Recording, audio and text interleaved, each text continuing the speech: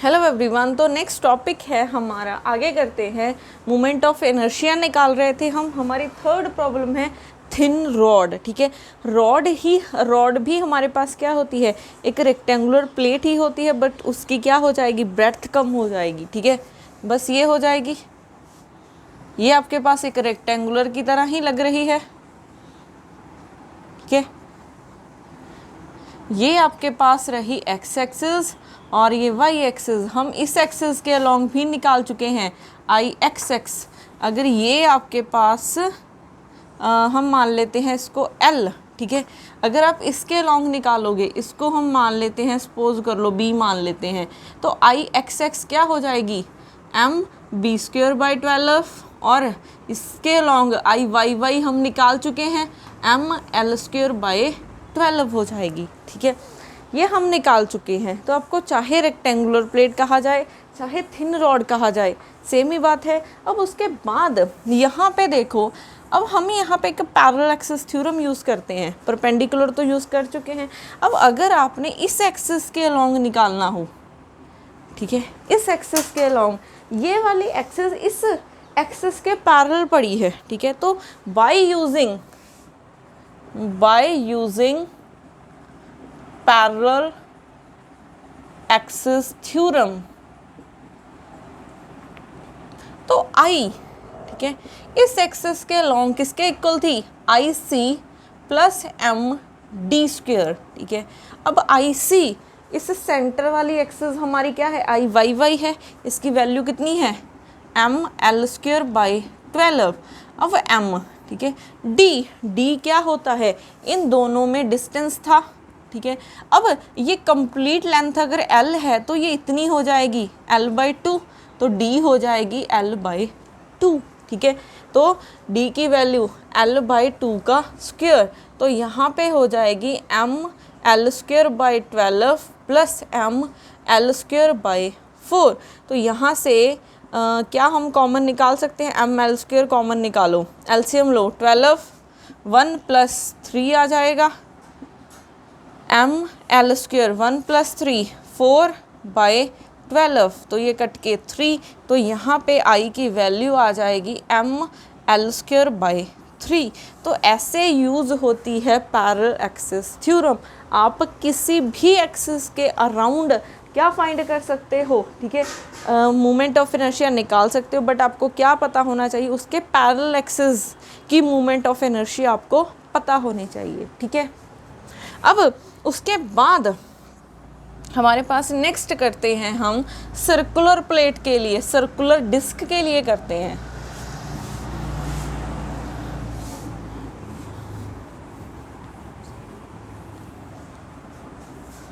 Fourth है हमारे पास circular disc. ठीक है, सर्कुलर डिस्क है, तो ये रही डिस्क। अब ये भी हमने एक्स वाई प्लेन में मान ली है, क्योंकि डिस्क है तो प्लेन में ही होगी, वो हमने मान ली है एक्स वाई प्लेन में। ठीक है, तो हम पहले आई एक्स एक्स निकालते हैं, फिर आई वाई वाई। अब इस डिस्क का हम रेडियस मान लेते हैं आर। ठीक है, इस डिस्क का हम रेडियस मान लेते हैं आर। तो अब यहाँ पे देखो, आई एक्स एक्स निकालते हैं, तो आई एक्स क्या होगी, डी एम क्या होता है, Y square plus Z square. अब फिर से ये डिस्क पड़ी है हमारी एक्स वाई प्लेन में, तो जेड क्या हो जाता है, 0। तो अगर जेड 0 है तो ये 0 हो गया है, तो आई एक्स एक्स किसके इक्वल हो जाएगा, D M Y square.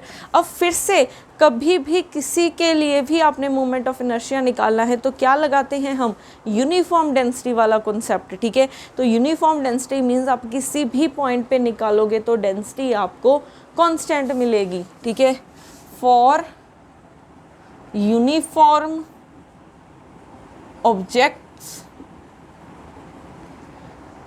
Density क्या होगी, सेम होगी। ठीक है, तो मैं लिख सकती हूँ, अगर पूरी डिस्क का मास कैपिटल एम है और पूरी डिस्क का एरिया हमने कैपिटल ए मान लिया है, अगर हम स्मॉल की बात करें, ठीक है, स्मॉल मास एम ए ले लिया है और स्मॉल एरिया इसका हो जाएगा डी ए, तो आप किसी भी पॉइंट पे निकालोगे डेंसिटी तो सेम ही मिलेगी। तो मैं ये लगा सकती हूँ, चाहे टोटल की देखो चाहे किसी स्मॉल पॉइंट पे देखो सेम ही बात है।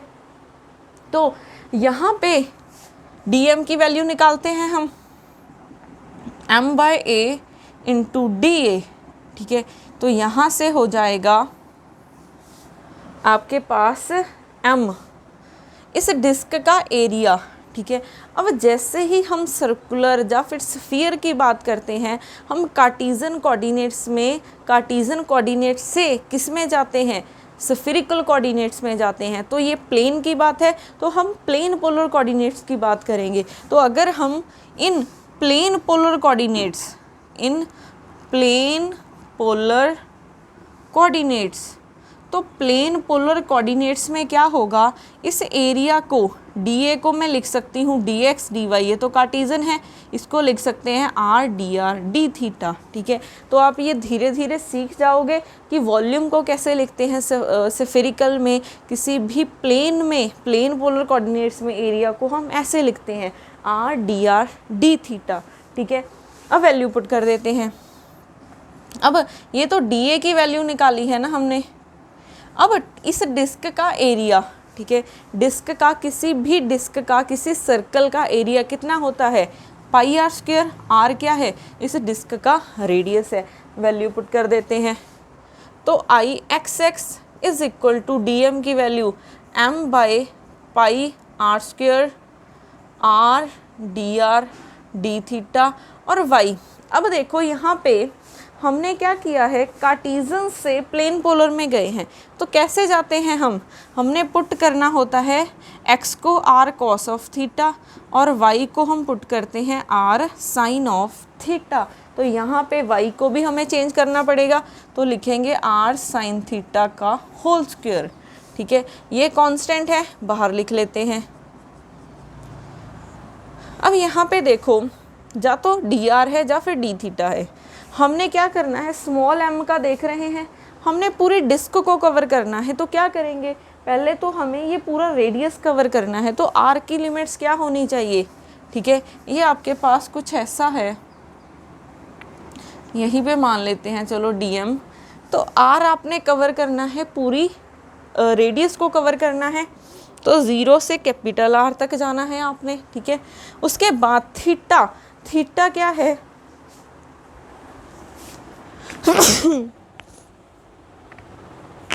यहाँ पे थीटा क्या हो जाएगा, 0 से, ठीक है।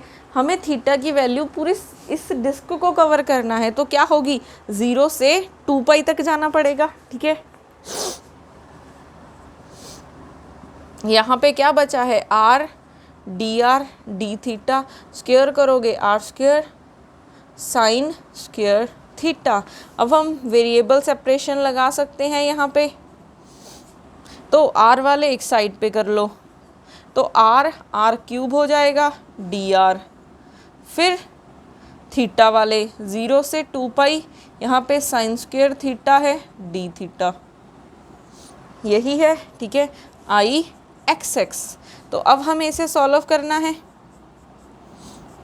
m by pi R square r 4/4 0 to r, फिर इसकी साइन क्यूब थीटा बाय 3 हो जाएगा। अच्छा, हम इसकी ऐसे डायरेक्ट इंटीग्रेशन तो नहीं कर पाएंगे, ठीक है, फिर वो गलत हो जाएगा। तो साइन स्क्वायर थीटा को देखो हम क्या लिख सकते हैं, इसको हम लिख सकते हैं 1 माइनस कॉस 2 थीटा बाई 2, ठीक है, और साथ में डी थीटा। अब हमने यहाँ पे वैल्यूज पुट करनी है, तो कहाँ पे करें, अच्छा यही रेज कर देते हैं, क्योंकि अदरवाइज़ इन सब टर्म्स की तो हमें ज़रूरत पड़ने वाली है बाद में। तो आई एक्स एक्स आ गया है m by pi R square r 4/4 minus 0 हो जाएगा। इसकी देखो अपने इंटीग्रेशन करनी है, लिमिट्स 0 से 2 पाई। तो कैसे करोगे, 1 की इंटीग्रेशन थीटा बाई 2, माइनस इसकी इंटीग्रेशन साइन 2 थीटा बाई 2 और साथ में 2 है नीचे और लिमिट्स 0 से 2 पाई। तो यहाँ से आई एक्स एक्स क्या आ जाएगा, m बाई ये कट के 2 रह गया है 4 पाई, यहाँ पे आर स्क्वेयर, ठीक है। फिर यहाँ पे लिमिट्स पुट करोगे 2 pi by 2 sine 4 pi 2 into 2 pi by 4 minus 0 minus sine 0 0 हो जाएगा। और साइन 0 देखोगे, साइन पाई देखोगे, साइन 2 पाई देखोगे, सारी टर्म्स क्या होती हैं 0। तो यहाँ से आ जाएगा I X X is equal to M R square by 4 pi, ये कट के पाई, ये भी टर्म 0 हो गई है, ठीक है। तो ये कैंसिल, तो एम आर स्क्वेयर बाय 4 आ गया है। तो अगर हम एक्स एक्सिस के अलोंग देख रहे हैं तो ये कितनी आ गई है वैल्यू, आई एक्स एक्स आ गया है एम आर स्क्वेयर बाय 4, ठीक है। अब हमें सिमिलरली क्या निकालनी है, आई वाई वाई निकालनी है।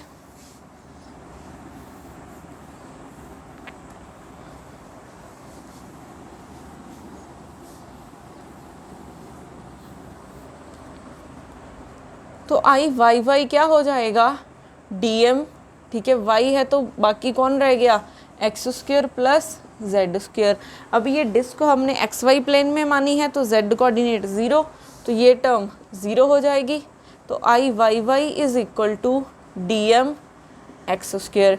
फिर डी एम की वैल्यू पुट कर दो by using this M by pi R square R D R D theta, X square की वैल्यू कितनी है, आर कॉस ऑफ थीटा का स्क्वेयर। तो यहाँ से आई वाई वाई क्या हो जाएगा, ये इंटीग्रेशन के बाहर M by pi R square. अब वैल्यूज़ देखो, आर 0 से आर जाता है, थीटा 0 से 2 पाई जाता है, ठीक है, 0 से आर। तो यहाँ पे अब कौन सी टर्म बच गई हैं, 0 से 2 पाई आर डी थीटा, यहाँ पे R square cos square theta. तो अब आर वाले एक साइड पे और थीटा वाले एक साइड पे कर सकते हैं। तो आर क्यूब हो जाएगा डी आर और 0 से 2 पाई फिर cos square theta D theta, ठीक है। अब इतनी टर्म को ऐसे तो इंटीग्रेशन नहीं कर सकते, तो क्या करोगे, इसको लिख सकते हैं 1 plus cos 2 theta by 2 M by pi R square 0 से आर क्यूब डी आर 0 से 2 पाई, इसको लिख सकते हैं 1 प्लस कॉस 2 थीटा बाई 2 यहाँ पे डी थीटा, ठीक है। अब करते हैं इंटीग्रेशन, तो आई वाई वाई हो जाएगा M by pi R square, इसकी इंटीग्रेशन करोगे आर 4 बाई 4 0 से आर, फिर इसकी integration theta by 2 plus cos theta की इंटीग्रेशन साइन 2 थीटा और डिवाइडेड बाई 2 है और एक और पड़ा है 2, 0 से 2 पाई, ठीक है। अब हम लिमिट्स पुट कर सकते हैं m by pi R square, फिर r कैपिटल 4 बाई 4 0 आ जाएगा, फिर 2 पाई बाई 2, यहाँ पे देखो चाहे साइन 2 पाई 4 पाई हो जाएगा, चाहे साइन 0, ये 0 ही होता है, साइन n पाई 0 ही होता है। तो लोअर लिमिट पुट करोगे 0, तो सिर्फ यही बचेगा, ठीक है। तो यहाँ से ये कैंसिल, तो क्या बन गया है हमारे पास,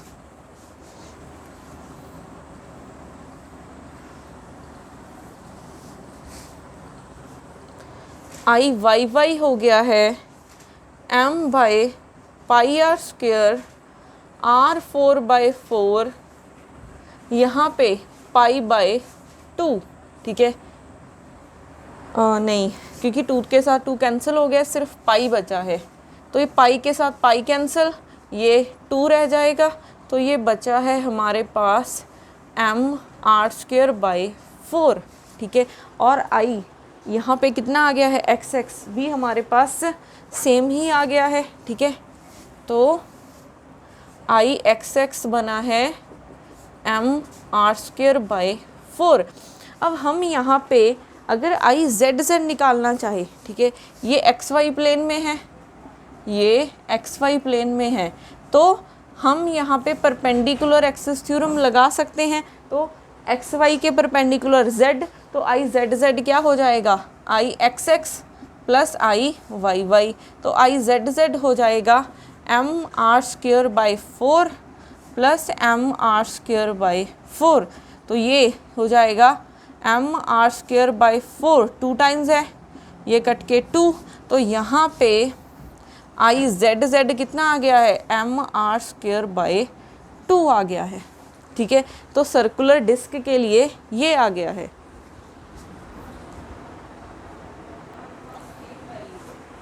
तो यहाँ पे हम क्या कर रहे थे, तो I X X, I Y Y और आई जेड की हमारे पास वैल्यूज़ आ चुकी हैं। अब उसके बाद अगर हम मोमेंट इनर्शियल टेंसर में देखें, अब उसमें और भी हमारे पास वैल्यूज़ होती थी, ठीक है।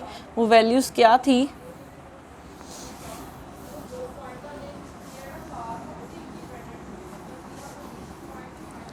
जैसे अगर हम बात करें आई वाई जेड की या फिर जेड वाई की, ये हो जाएगा minus D M Z Y. अब ये सर्कुलर डिस्क हमारी एक्स वाई प्लेन में है, तो जेड क्या हो जाएगा, 0, ठीक है। तो जेड 0 है, तो आई वाई जेड या फिर आई जेड वाई क्या हो रहा है, 0। उसके बाद अगर हम एक्स जेड या फिर जेड एक्स की बात करें, ये हो जाएगा minus D M X Z. Similarly ये 0 है क्योंकि z 0 है, ठीक है। यहाँ पे लिख सकते हो z क्या है, 0, तो यहाँ से ये भी 0 आ गया है। आई एक्स जेड या फिर आई जेड एक्स आ गया है 0, ठीक है। अब उसके बाद हमने अगर नेक्स्ट निकालना हो, कहाँ पे लिखें इसको, अच्छा इस टर्म को इस तरफ लिख लेते हैं क्योंकि इसका ही यूज़ होना है, m by pi R square R D theta. तो अब देखो यहाँ पे आई हमारा कौन सा रह गया है, एक्स वाई रह गया है या फिर वाई एक्स, तो ये हो जाएगा minus D M Y X, ठीक है। वैल्यूज पुट कर दो, I Y X is equal to minus D M की value m by pi R square R D theta, y की वैल्यू क्या है, r साइन थीटा और x की value r cos of theta, ठीक है। तो यहाँ से लिमिट्स क्या हो जाएंगी, r की 0 से r और थीटा की 0 से 2 पाई। तो देखो ये क्या बना है, minus m by pi R square common आ गया है, ठीक है। फिर अगर हम r वाले कंपोनेंट्स को देखें, यहाँ पे r है, यहाँ पे r, यहाँ पे r, तो ये r क्यूब बन गया है into r cube into D R. फिर अगर हम थीटा वाले कंपोनेंट्स की बात करें, तो थीटा वाले कंपोनेंट्स कौन से हैं, sine theta cos theta, sine theta cos theta D theta, ठीक है, यही बने हैं। अब हम यहाँ पे फॉर्मूला लगा सकते हैं, ठीक है। इसको मैं साइन 2 थीटा लिख सकती हूँ। अगर मैं इसको 2 के साथ मल्टीप्लाई कर दूँ और 2 के साथ डिवाइड कर दूँ, तो ये टर्म आपकी बन जाएगी साइन 2 थीटा। तो अब देखो ये बनेगा minus m by pi R square, integration कर दो r 4/4 0 से r, ये 1/2 मैं बाहर निकाल रही हूँ, ये लिख दिया। ये बन जाएगा साइन 2 थीटा की हमने इंटीग्रेशन करनी है डी थीटा, ठीक है। तो यहाँ से m by 2 pi R square, इसकी लिमिट्स पुट करो, r 4/4 माइनस 0, साइन की integration minus of cos 2 theta by 2, 0 से 2 pi, minus minus plus m by ये 2 बाहर लिख लिया 4 पाई आर स्क्वेयर r 4/4, ठीक है। यहाँ पे साइन 2 इंटू 2 4 पाई साइन लिख रही हूँ, कॉस है, कॉस 4 पाई, फिर आ जाएगा माइनस कॉस ऑफ 0, ठीक है। तो यहाँ पे देखो साइन 4 पाई, ठीक है, साइन 4 पाई होता है 1 और साइन ये भी कितना होता है 1, तो 1 माइनस 1 0 बन गया है। तो ओवरऑल टर्म कितनी बन गई है 0। तो यहाँ पे आई एक्स वाई या फिर वाई एक्स ये क्या आ गया है 0 आ गया है, ठीक है। आई एक्स वाई देखो चाहे आई वाई एक्स देखो ये कितना आ गया है 0 आ गया है, ठीक है। तो अगर हम मोमेंट क्या बोल इनर्शियल टेंसर को लिखें तो क्या बन जाएगा,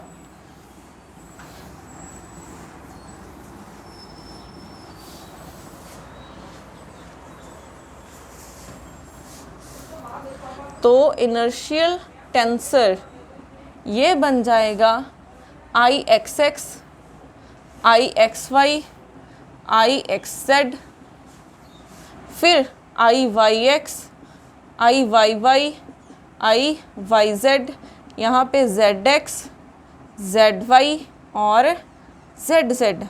तो ये हो जाएगा आई एक्स एक्स की वैल्यू कितनी है एम आर स्क्वेयर बाई 4, बाकी ये नॉन डायगोनल एलिमेंट्स क्या हैं 0, इसकी value M R square by 4 है 0 0 0, इसकी value M R square by 2 आ गई है, ठीक है। तो हमारे पास inertial tensor, moment of inertial tensor ये बन गया है, ठीक है। तो ये बहुत इंपॉर्टेंट रिजल्ट है, डायरेक्ट भी आप याद कर सकते हो, ठीक है। अगर आपको नहीं भी याद रहते हैं धीरे धीरे एक दो बार इसको लिख के देखोगे, प्रैक्टिस करोगे, आपको लर्न हो जाएंगे। उसके बाद हम पैरेलल एक्सिस थ्योरम तो कहीं पे भी यूज़ कर सकते हैं, ठीक है। जैसे अगर हम इसी में बात करें, हमारे पास सर्कुलर डिस्क थी, ये हमारे पास सर्कुलर डिस्क थी, ये एक्स एक्सिस है, ये वाई है, ठीक है। वाई के अलोंग हमारे पास आई वाई वाई आया है एम आर स्क्वेयर बाई 4, अगर आर रेडियस है। अगर आपने इस एक्सिस के अलोंग देखना हो, ठीक है, अगर आपने इस एक्सिस के अलोंग देखना हो तो किसके इक्वल हो जाएगा, इसको हम आई मान लेते हैं। तो यहाँ पे हम क्या यूज़ कर सकते हैं, by using parallel axis theorem. तो पैरेलल एक्सिस थ्योरम को यूज़ करके आई, क्योंकि हम यहाँ पे इसके पैरेलल में एक एक्सिस है जिसके अराउंड हम निकाल चुके हैं, तो ये हो जाएगा I C plus M D square. तो यहाँ पे आई सी क्या है M R square by 4 plus M D क्या है, इन दोनों में डिस्टेंस होता है, और ये क्या है यहाँ से यहाँ तक रेडियस ही है, तो ये आर हो जाएगा। तो यहाँ से आ जाएगा M R square by 4 plus M R square, इसका एलसीएम लोगे तो क्या बन जाएगा, ये बन जाएगा 1/4 प्लस 1, तो यहाँ से आ जाएगा 5/4, ठीक है। तो इस एक्सिस के अलोंग आ जाएगा 5/4 एम आर स्क्वेयर। तो हम ऐसे यूज़ कर सकते हैं, परपेंडिकुलर एक्सिस थ्योरम हमने यहाँ पे यूज़ की है और पैरेलल एक्सिस थ्योरम हम ऐसे यूज़ कर सकते हैं। अब ये था कि आपको इस एक्सिस के अलोंग पता था, इसके पैरेलल एक्सिस में आप निकाल सकते हो, ठीक है। जैसे अगर आपके पास कहीं पे भी कुछ ऐसा केस आ जाए, सपोज करो आपके पास, हमने लास्ट लेक्चर में किया था रेक्टेंगुलर प्लेट के लिए, ठीक है, हमने इसी की अगर हम बात करें, सर्कल की ही बात करते हैं, एक्स है वाई है, आपको इस एक्सिस के अलोंग निकालने को दे दिया जाए, ठीक है, ये एक्सिस के अलोंग, इसको हम मान लेते हैं एन कैप, ठीक है। ये एंगल बना रही है थीटा विद एक्स एक्सिस। तो इस एक्सिस के अलोंग अगर आपने मोमेंट ऑफ इनर्शिया फाइंड करना है तो आई एन ये इक्वल हो जाएगा एन कैप, यहाँ पे पाई, फिर यहाँ पे एन कैप, और ये क्या है इनर्शियल टेंसर है, इनर्शियल टेंसर। अब देखो यहाँ पे ये क्या है, ये एन कैप क्या है, इस डायरेक्शन के अलोंग यूनिट वेक्टर है, ठीक है। अब अगर मैं इसकी वैल्यू लिखूं, ठीक है, अगर हम इसको कुछ लिखें, ऐसा लिखें,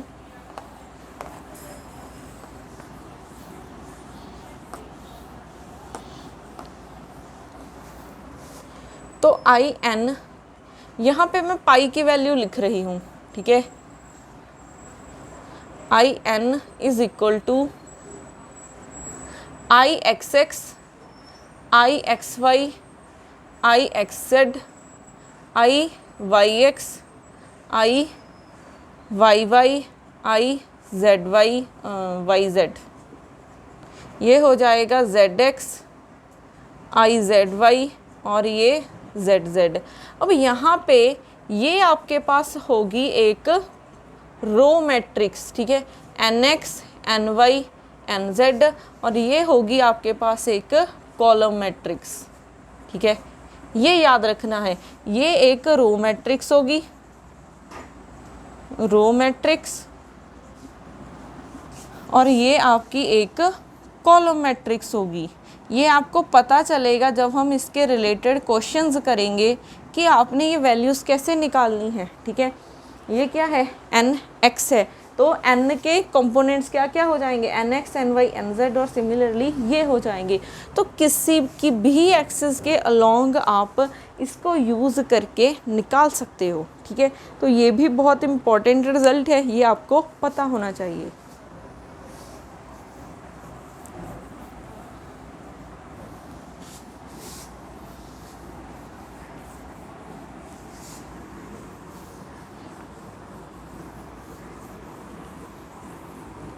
बाकी हम करेंगे नेक्स्ट लेक्चर में।